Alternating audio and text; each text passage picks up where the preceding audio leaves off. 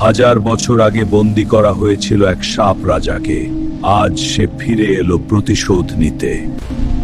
এক প্রাচীন ভবিষ্যৎবাণীতে লেখা ছিল, যেদিন আকাশ লাল হবে সেদিন জেগে উঠবে সাপ রাজা, আর তার আগমনে ধ্বংস হবে পুরো শহর। রাতের অন্ধকারে শুরু হলো তাণ্ডব।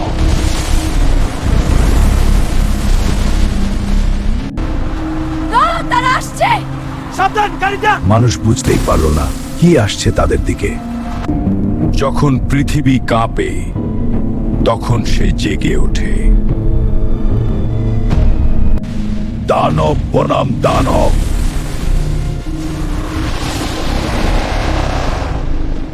সাপের বিষের ঝড়ে ঢেকে গেল আকাশ।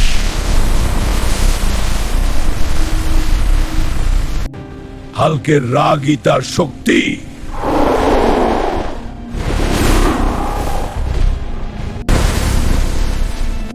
কিন্তু এইসব ছিল এক বড় পরিকল্পনার অংশ।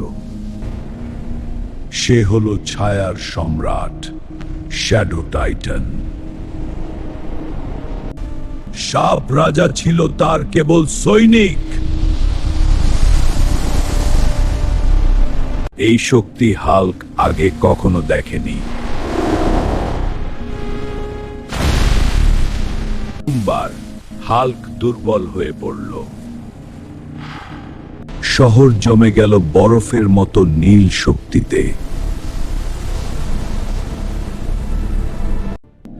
নায়ক কখনো নিজের জন্য লড়ে না, সে লড়ে অন্যদের জন্য। এবার জেগে উঠল হাল্কের চূড়ান্ত শক্তি।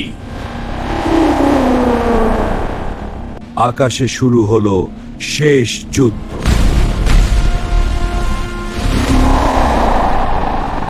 শক্তির সংঘর্ষে থমকে গেল সময়। অন্ধকার অবশেষে ভেঙে পড়ল। যতবার অন্ধকার আসবে, হাল্ক ততবার ফিরে আসবে।